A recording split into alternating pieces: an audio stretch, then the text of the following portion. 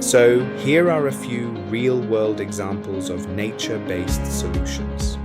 1. Wetland restoration in the United Kingdom. Nature-based solution projects in Somerset, Leeds, and East Yorkshire show that wetlands reduce flood peaks while creating wildlife habitats and recreational spaces. 2. Mangrove restoration in Nigeria, Bangladesh, Philippines. These mangroves protect millions from cyclones and storm surges, saving billions in avoided losses. 3. Green corridors, Europe and Africa. Cities like London, Barcelona, Kigali, and Nairobi are connecting parks and tree-lined streets to improve mobility, shade, and biodiversity. 4.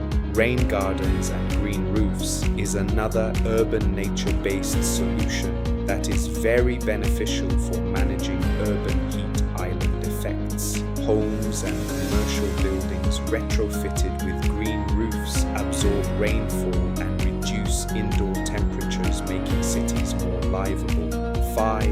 Permeable landscapes for flood management is helping to replace hard concrete surfaces with permeable soil, grass, and vegetation, dramatically reducing